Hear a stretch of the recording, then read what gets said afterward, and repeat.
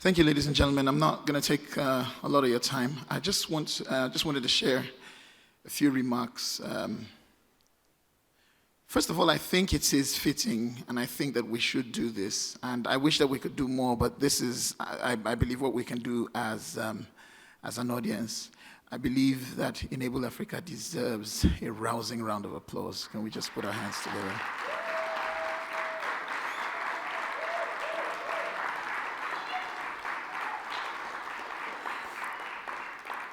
Everyone at enable.org, from Julius to Esther to Joanne to...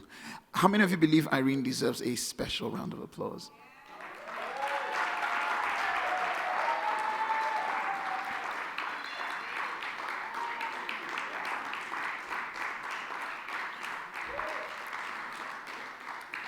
When I got contacted by the staff of Enable to be part of this, for me, I accepted to do it not necessarily because I had heard so much about Enable and the work that they were doing, but because I believe very strongly as a person living with disability in any cause that is directly connected to advocating for the rights with persons living with disability. And so it was on that note that I accepted to be part of this. What this has become for me is a rewarding experience beyond words. I'm just so humbled that at the thought that someone like Irene, and indeed many other people who have been a part of this, could have been doing anything else with their time, but they have devoted themselves to a cause that directly affects and makes my life better, and I would want to say the lives of millions of people, and perhaps billions of people, some of whom are not even aware, have not even been identified, or have not even been named in terms of the nature and scope of their disabilities, because I believe it's a fluid process that keeps evolving. There's so many aspects that have been classed into disability in the last couple of years that ordinarily, would not have been. But like I said, I wasn't going to take a lot of your time. I just want to say this, that I know what it feels like to be excluded. And I want to tell you one short story. So in secondary school, we had a computer lab for all the students. It was a pretty small computer lab. And then at some point, we had internet. So I'm not proud of this, but I will just relate the story as it happened. I'm a changed person now, hopefully. But some of us would find a way to break into the computer laboratory to access the internet. We would make VoIP calls to our families and all sorts of things. I had one particular experience, that I had one situation that occurred in my case all the time. So I've always been a lover of all things BBC. And so when we'd be reading our mails and all that, and I'd ask them to open, because obviously I couldn't access it by myself, so I'd ask someone to open the BBC website and read to me. And they would open it, and while the website was opening, they'd be like, let's check other things. And they would start to check other things, and for like 40 minutes, I'd be there, and they'd be like, whoa, we're still checking other things. Your website is still opening. And I just used to say to myself, oh God, but for a chance to actually access this thing myself. And my interest in computers before then, which had been just very strong and all of that, began to dwindle because it began to look bleak, the possibility that I would be able to enjoy, what my friends were enjoying. And this happened day after day after day.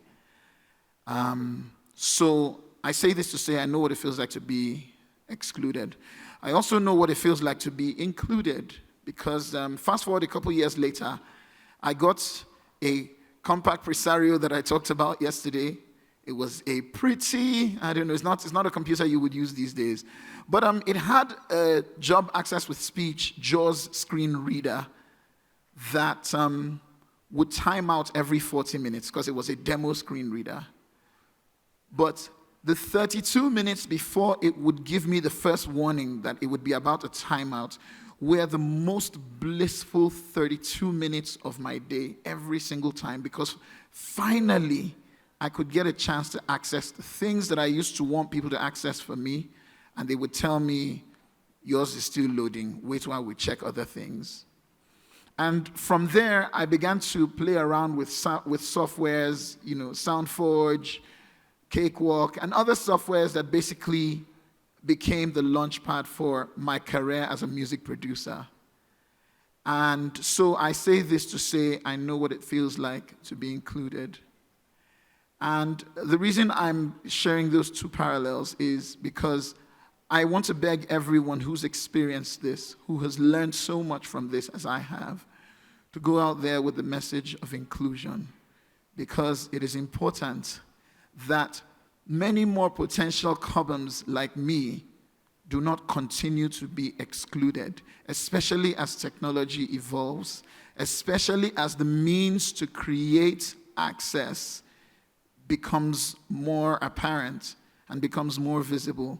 I really hope that as we take the word out there, because it takes a village, and this is what Enable is about, and this is what Enable is doing, and there's so much that I have learned, and so much that I hope that, not just based on the experience and the emotional connection from being here, because if there's one thing that happens, especially in this part of the world, is we have conferences and we talk and we know what to do, but the feelings fade away, the excitement and all of that kind of gives way to life as we know it. And when life happens, certain things kind of take the back burner. And so I'm just saying, when life begins to happen and when people flip their channels, this remains the existential reality for a lot of us. And while Enable has begun a good work, it is up to the rest of us to finish it. So keep at the back of your mind that someone somewhere named Cobhams, who's your new friend, knows what it feels like to be excluded. And I also know what it feels like to be included. And if I had a choice, I would rather be included. Thank you.